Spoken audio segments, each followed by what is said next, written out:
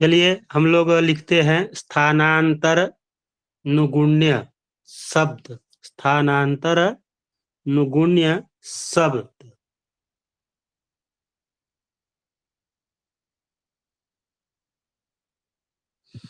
स्थानांतर के जो गुण्य कारक हैं, उन शब्द से 6 प्रकार के भाव जो है परस्पर संबंध घोषित किए जाते हैं। तो परस्पर 6 प्रकार के संबंध कौन हो गए? पहला लिखिए स्थान संबंध। पहला स्थान संबंध। दूसरा अनुगुण संबंध। अनुगुण संबंध। तीसरा सहायक संबंध। चौथा पोषक संबंध। पांचवा युक्ति संबंध। और छठा प्रकारक संबंध। ये 6 प्रकार के संबंध जो है यहाँ पे घोषित किए गए हैं शास्त्र के अनुसार, जो फलदायक हैं। अब यहाँ पहला नंबर आप डालिए। पहले संबंध के बारे में, कैसा संबंध कैसे बनता है वह। प्रथम संबंध, जिस ग्रह की दशा का विचार किया जा रहा है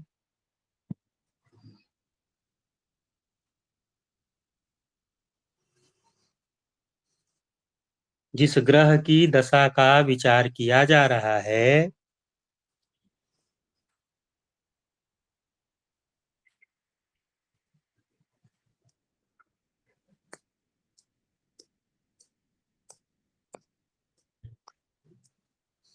मिश्रा जी, 1 नंबर डाल करके, आप लेट से जुड़े हैं, 1 नंबर डाल करके लिखिए जल्दी से।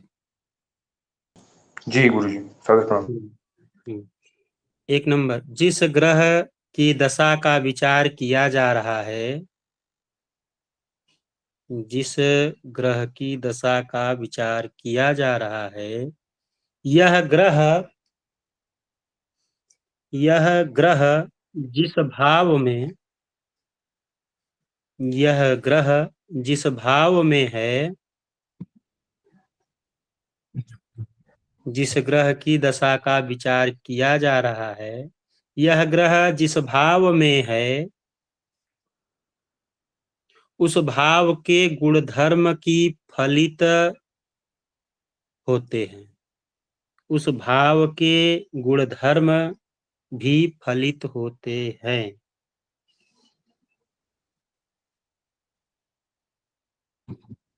समझ में आया? जैसे मान लीजिए, अगर हम शुक्र की दशा का विचार कर रहे हैं और शुक्र लग्नेश होकर के चतुर्थ भाव में बैठा हुआ है, तो हम चतुर्थ भाव के गुणधर्म का फलित भी कहेंगे, और वहां का फलित विचार किया जाता है और वहां के फलित के बारे में कहा जाता है।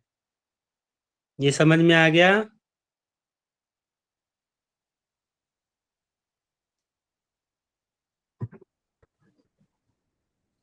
ये समझ में आया आपको लोगों को पहला वाला? जी गुरुदेव। चलिए दूसरा लिखिए, उक्त ग्रह का संबंधित ग्रह। उक्त ग्रह का संबंधी ग्रह।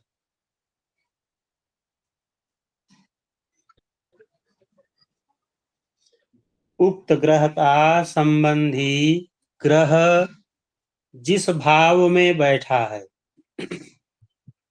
जिस भाव में बैठा है, मान लीजिए शुक्र चतुर्थ भाव में बैठा हुआ है और चतुर्थ में मकर राशि है, ठीक है। उक्त ग्रह का संबंधी ग्रह जिस भाव में बैठा है, उस भाव के भी गुणधर्म की, उस भाव के भी गुणधर्म भी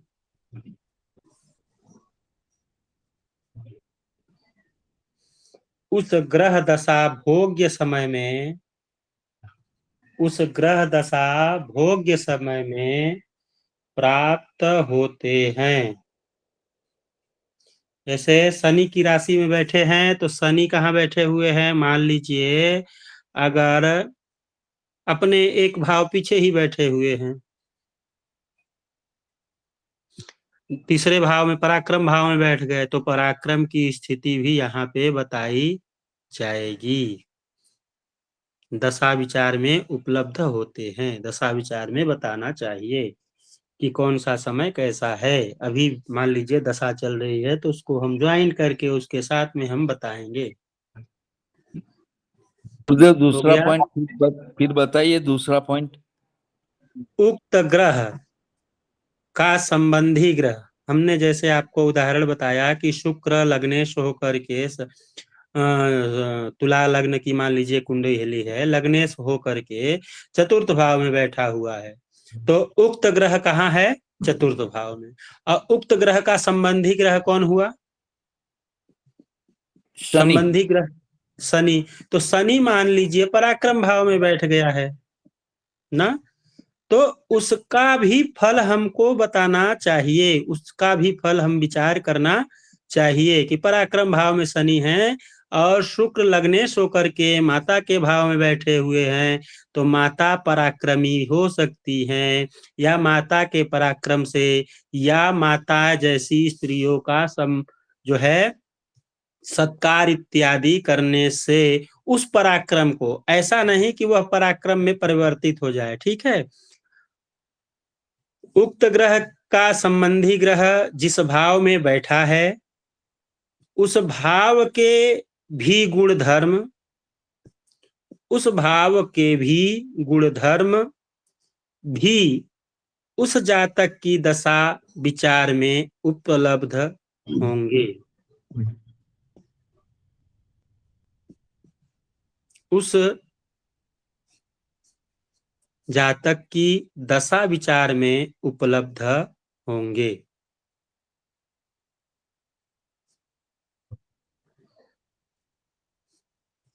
हो गया जी हाँ गुरुदेव। जी। हाँ चलिए तीसरा लिखिए।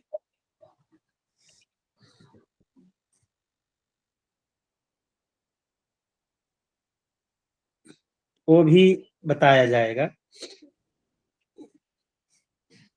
विचाराश्रयी भूत ग्रह, विचाराश्रयी भूत ग्रह कोष्टक में लिख लीजिए दशानाथ ग्रह। विचाराश्रयी का कोष्टक में लिख लीजिए दशानाथ ग्रह। विचाराश्रयी भूत ग्रह दशानाथ ग्रह कोष्टक में लिख लीजिए।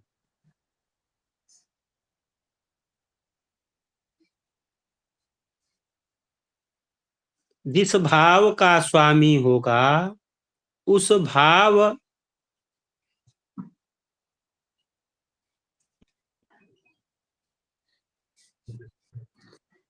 जिस भाव का स्वामी होगा उस भावज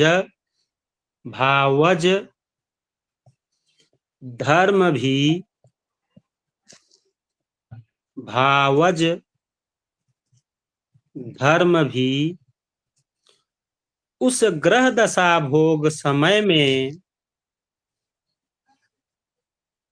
उस ग्रह दशा भोग समय में जातक को प्राप्त हो सकेंगे।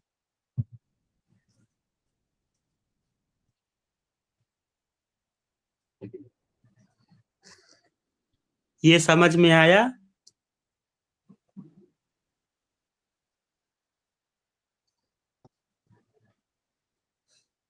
ये समझ में आया आप लोगों को? गुरु जी समझाइए आप। तो आप लोग बोला करिए ना, रिकॉर्डिंग चल रही है, 4 बार पूछने से नहीं होता है, तुरंत बताया करिए।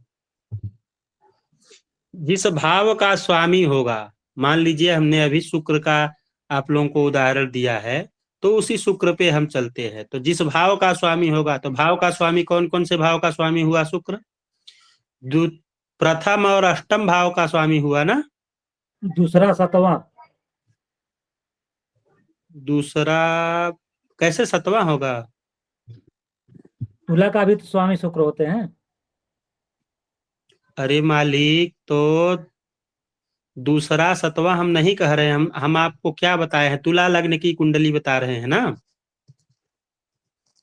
जी गुरु जी। शुरू से हम तुला लग्न की कुंडली का विचार कर रहे हैं ना, तो उसी पे जाइए, किस एक ही आप लोगों को बात आए। प्रथम और तो मान द्वितीय लीजिए तुला लग्न की तुला लग्न की कुंडली हो गई, तो प्रथम और अष्टम के स्वामी होकर के शुक्र कहाँ हमने कहा है, चतुर्थ में बैठे हुए है ना। तो जब हम शुक्र का महादशा अंतरदशा बताएंगे, तो हम अष्टम और लग्न का भी विचार करेंगे। ठीक है, अष्टम और लग्न का भी विचार करेंगे। भावज, भावज मतलब उस भाव के बारे में। धर्म, भावज धर्म भी उस ग्रह का दशा भोग समय में जातक को प्राप्त होता है।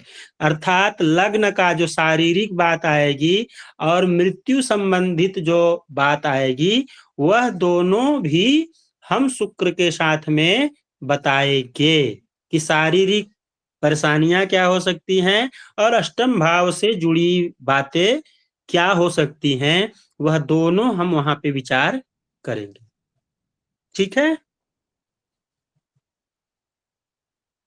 चलिए अब चौथा लिखिए। तीसरे संबंधी ग्रह का संबंधी ग्रह। देखिए, तीसरे संबंधी ग्रह का संबंधी ग्रह, ये भी ध्यान दीजिए।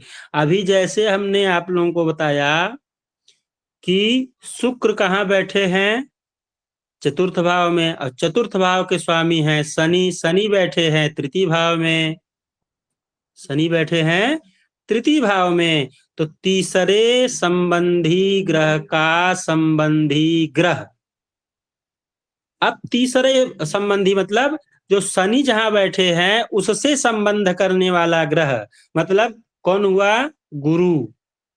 और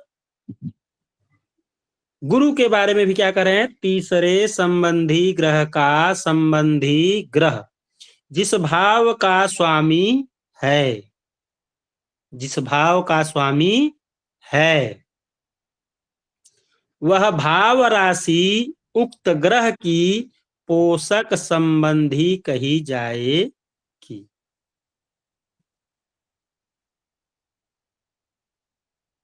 जिस भाव का स्वामी है, वह भाव राशि उक्त ग्रह की पोषक राशि, पोषक संबंधी कही जाएगी।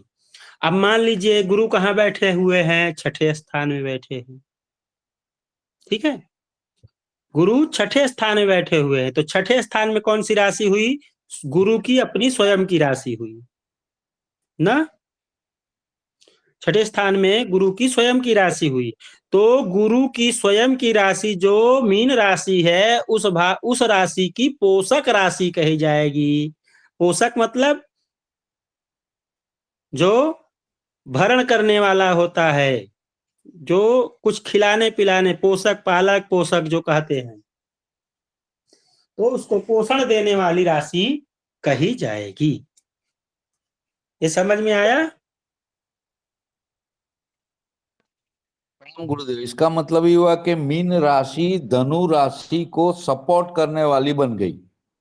जी, अब यहाँ पे वही है ना कि तीसरी राशि, पहली राशि तो कौन हो गई, तुला राशि हो गई। तुला राशि का स्वामी कहाँ बैठा, मकर राशि में। मकर राशि का स्वामी कहाँ बैठ गया, धनु राशि। अब धनु राशि तीसरी राशि हो गई।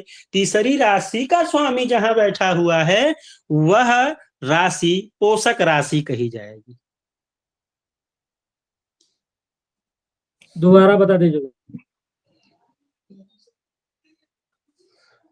हाँ, तो अभी जैसे आप लोग तुला एक अपने कॉपी में ही तुला लग्न की कुंडली अभी बना लीजिए, तब समझ में आएगा। ऐसे आप लोगों को मैं तो मान लीजिए कुंडली याद करके या जैसे भी करके वो आप लोगों को बता रहा हूँ, मुझे कुंडली याद है इसलिए आप समझ जा रहा हूँ। आप लोग एक तुला लगने की कुंडली बना लीजिए।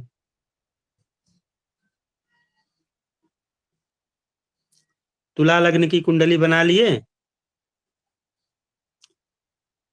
उसमें शुक्र को चतुर्थ भाव में बैठा लीजिए, शनि को तृतीय भाव में बैठा लीजिए, गुरु को छठे भाव में बैठा लीजिए।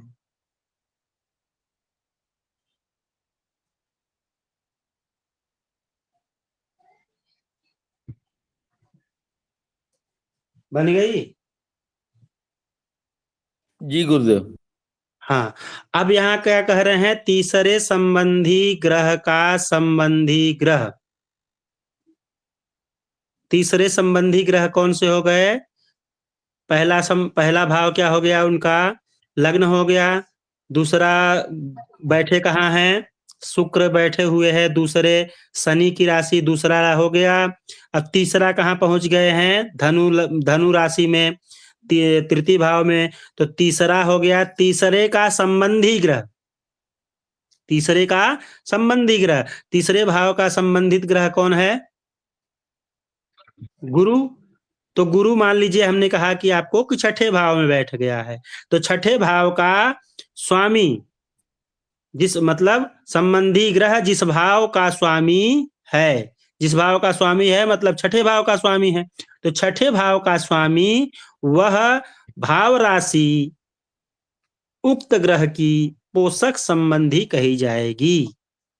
मतलब यहाँ छठे भाव का स्वामी, छठा राशि जो है, छठे भाव में जो राशि है मतलब मीन राशि, वह राशि तृतीय भाव मतलब धनु राशि की पोषक राशि कही जाएगी। समझ में आया तिवारी जी? जी गुरुजी। हाँ, ना आए तो फिर पूछिए। चलिए पांचवा लिखिए।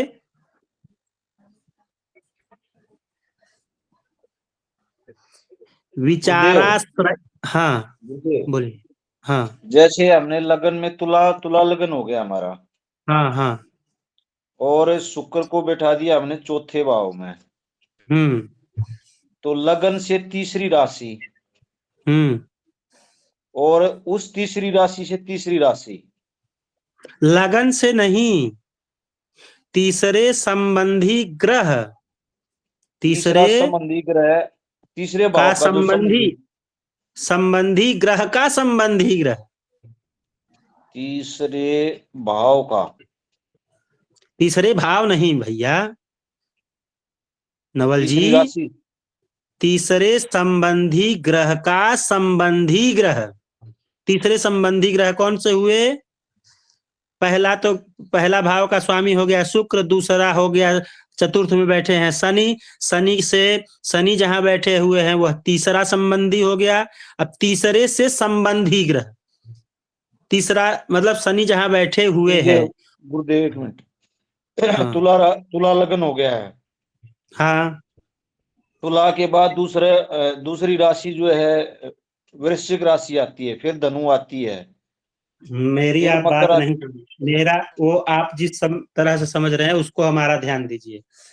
तीसरे संबंधी ग्रह, तीसरे संबंधी राशि की बात नहीं कही जा रही है, भाव का बात नहीं कहा जा रहा है, यहाँ संबंधी की बात कही जा रही है। जैसे आपके संबंधी कौन हुए? पहले तो आपके मामा संबंधी हुए जहां से आपकी मम्मी आई, पहले संबंधी हुए ना।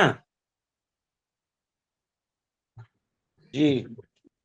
दूसरा संबंधी आपने, जो आपकी बहन है, पहला संबंधी आपका ननिहाल हो गया, दूसरा संबंध कारक आपका घर हो गया। तीसरा संबंध कारक आपकी बहन जिस घर में गई है, आपके बहन का घर, वह तीसरा संबंधी हो गया ना। जी। तो उसी प्रकार पहला संबंधी क्या हुआ? लग्न। लग्नेश कहाँ है? चतुर्थ भाव में बैठा हुआ है, तो यह प्रथम संबंधी हो गया। अब द्वितीय संबंधी कौन हुआ? यहां से शनि, शनि उठ करके कहा गया है? धनु राशि में। ठीक है। जी जी। जी तो ये दूसरा संबंधी हो गया। अब तीसरा संबंधी कौन है? जो जहां पे शनि बैठा हुआ है, तो जहां शनि बैठा हुआ है उसका मालिक कौन है? धनु का मालिक गुरु। जी जी जी, आ गया समझ। अब गुरु कौन हुआ? तीसरा संबंधी हो गया ना। गुरु तीसरा संबंधी हुआ ना। जी गुरु जी।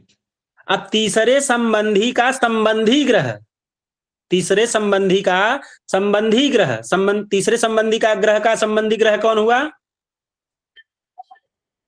गुरु ही हो गया जी।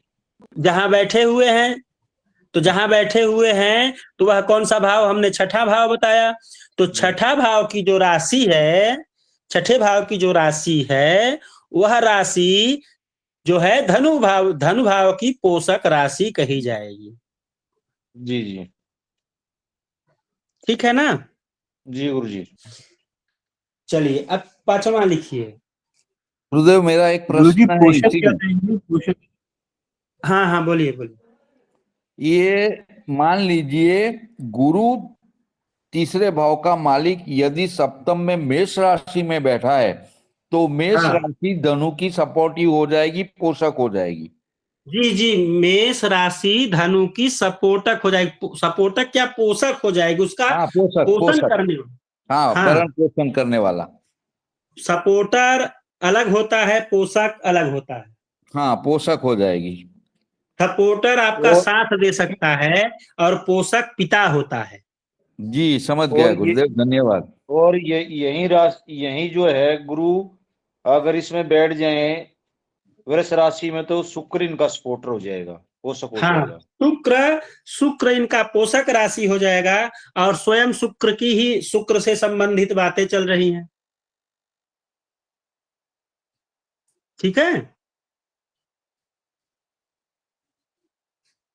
तो गुरुजी इस केस में जो छठे भाव में बैठा है गुरु, तो और मीन राशि है, तो इसमें कुछ हाँ। फायदा नहीं हुआ ना? फायदा नहीं हुआ ना, गुरु गुरु ही रह गए। यदि किसी और राशि में जाते, किसी और भाव में जाते तो वहां फायदा होता ना गुरु जी इसको। नहीं, फायदा वही बात हो रही है। गुरु अपने स्वयं की राशि के पोषक हो गए ना। जी। और वही जिगीश जी ने कहा कि अगर यह सप्तम भाव में चले जाते हैं तो मंगल की मेष राशि में चले जाएंगे तो मंगल उनका पोषक राशि हो जाएगा। जी, तो हाँ, दूसरी राशि में ज्यादा अच्छा हुआ ना गुरु। मेष जो है पोषक राशि। और वैसे ही नवल जी ने कहा कि मान लीजिए वृष राशि में चले गए, तो वृष राशि में चले गए तो तृतीय भाव मतलब धनु राशि का पोषक राशि कौन हो गया? वृष राशि हो गया। हाँ, मैं गुरु जी ये कह रहा था कि जो गुरु गुरु दोनों ही रहे तो ज्यादा अच्छा नहीं हुआ ना? दूसरी राशि में जाने में ज्यादा अच्छा होगा ना, पोषक कोई और हो जाएगा। कोई यह जरूरी नहीं है, अपनी राशि को भी पोषण दे सकते हैं ना लोग। जी, और गुरु जी वो अपनी ही दूसरा पोषक वाला यदि उच्च का नहीं है, नीच का है, शत्रु है, उससे फर्क नहीं पड़ता ना कुछ? नहीं, उससे मतलब नहीं अभी यहाँ कहा गया है। अभी उससे मतलब नहीं कहा गया है, यहाँ पोषक की बात कही गई है। पोषक जो होता है, जो पिता होता है, पिता कैसा भी रहे, पुत्र का पोषण जो है वो अच्छे से करता है ना। समझिए गुरु जी, धन्यवाद गुरु जी। चलिए पांचवा लिख लीजिए। गुरु जी, तीसरे ग्रह का संबंधी ग्रह जिस भाव का स्वामी है उस भाव की राशि, उस भाव की राशि नहीं, वह भाव राशि, वह भाव राशि, वह भाव राशि पोषक संबंधी कही जाएगी। वह भाव राशि उक्त ग्रह की, वह भाव राशि उक्त ग्रह की। उक्त ग्रह कौन है? गुरु है ना। जी। या शनि है, कहिए, यह कहिए। जी गुरु जी। तो उस भाव उक्त ग्रह की पोषक संबंधी कही जाएगी। धनु की पोषक मीन जैसे यहाँ पर। हाँ, तो धनु में बैठा कौन कौन सा ग्रह है? शनि बैठा हुआ है। शनि। तो शनि की पोषक राशि कही जाएगी। मान लीजिए गुरु जी कन्या लग्न हो तो? कन्या लग्न हो, जब कन्या लग्न आ जाएगा तो कन्या लग्न की बात आ जाएगी, तो उसमें ग्रहों को हम फिर बैठाएंगे ना। हम जिस भाव का विचार करेंगे तिवारी जी, उस भाव के ग्रहों को भी हम उस तरह से सजाएंगे तभी ना बताएंगे। मान लीजिए गुरु जी कन्या के मालिक बुध है और चौथे में बैठ गए बुध। हाँ, चौथे में बैठ गए बुध। अब बुध जहां बैठे हुए हैं वह राशि कौन सी है? धनु राशि हो जाएगी ना। अब जी धनु गुरु जी। राशि का मालिक कहाँ बैठा हुआ है? मान लीजिए वो 7वें में बैठे हों। 7वें में बैठा है। अब 7वें में बैठे हैं तो 7वें के स्वामी आपके कौन से हो जाएंगे? मीन गुरु हो जाएंगे। गुरु हो जाएंगे। अब गुरु जहां बैठे होंगे, तीसरा संबंधी जहां बैठा होगा वह राशि, तीसरा संबंधी गुरु जहां बैठा है जी। वह कौन सी राशि में है? मान लीजिए वह अगर आकर बैठ गए 10वें स्थान में।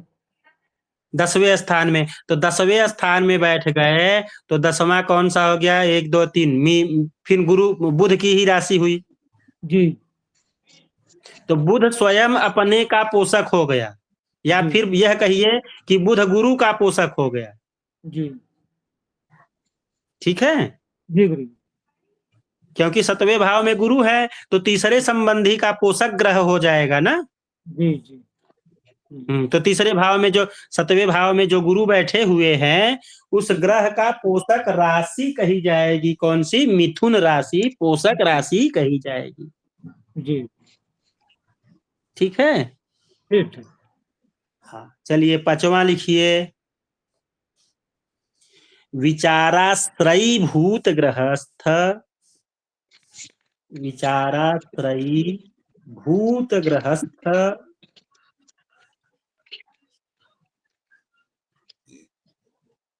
विचाराश्रयी भूत ग्रहस्थ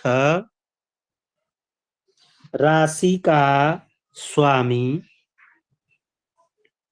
ग्रहस्थ राशि का स्वामी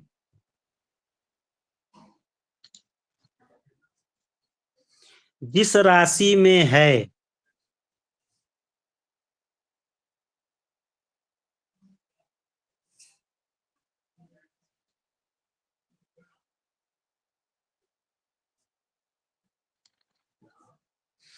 वह राशि युक्ति संबंधी कही जाएगी।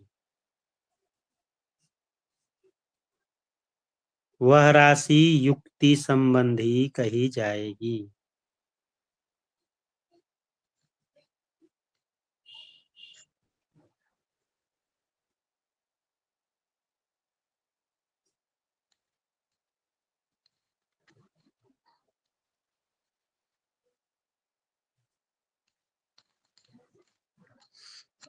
हो गया?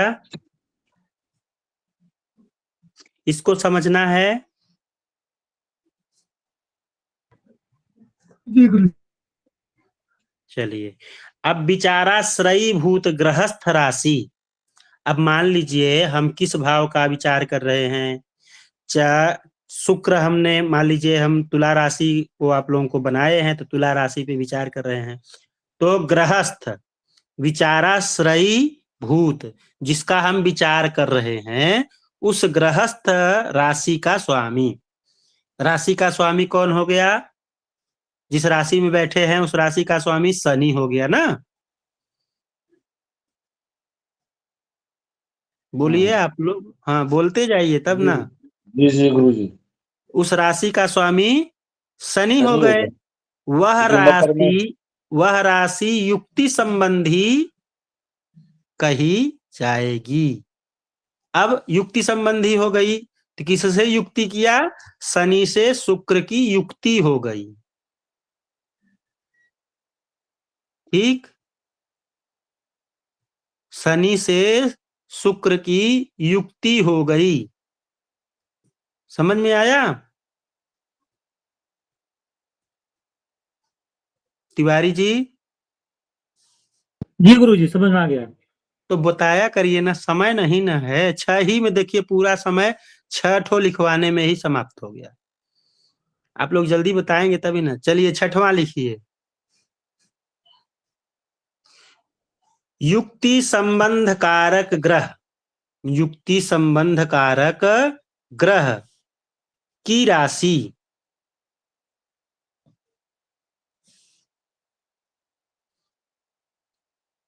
राशि का अधिपति ग्रह, राशि का अधिपति ग्रह, युक्ति संबंध कारक ग्रह की राशि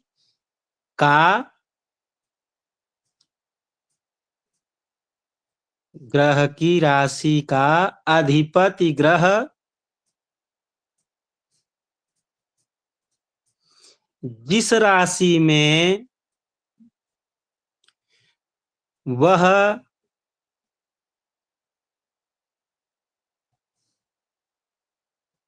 राशि प्रकार संबंधी कही जाएगी, राशि प्रकार संबंधी कही जाएगी। अब इसको समझ लीजिए, युक्ति संबंध कारक ग्रह की राशि का अधिपति, युक्ति संबंधी किसके साथ युक्ति किए? शनि के साथ युक्ति किए। युक्ति संबंधी कारक ग्रह की राशि का, जिस राशि में है, जिस राशि में है, राशि का अधिपति ग्रह, उस राशि का अधिपति ग्रह कौन हुआ? गुरु हुए। गुरु। शनि युक्ति कारक ग्रह है, तो उस राशि का, जिस राशि से संबंध हो रहा है ना, अब वह शनि कहाँ अधिपति बना करके बैठे हैं? शनि कहाँ बैठे हैं? तो गुरु की राशि में बैठे हैं। तो उस राशि का अधिपति ग्रह कौन हुआ? गुरु हुए। अब गुरु जिस राशि में है, वह राशि प्रकारक संबंधी या प्रकार संबंधी कही जाएगी। ठीक है?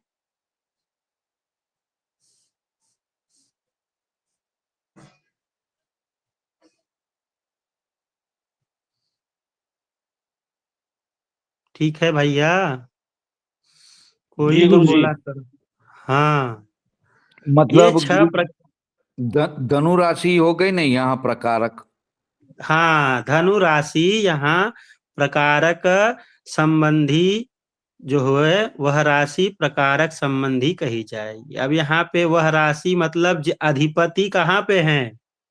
अधिपति ग्रह जिस राशि में है, तो अधिपति ग्रह कहाँ पे बैठे हैं? आपके हिसाब से मेष में बैठे हैं, मेरे हिसाब से मीन में बैठे हुए हैं, नवल जी के हिसाब से वृष में बैठे हुए ना। तो जहां पे गुरु बैठे हुए हैं, वह राशि क्या होगी? राशि प्रकारक संबंधी हो जाएगी। ठीक है? जी गुरुदेव। जी बोलिए अनीता जी।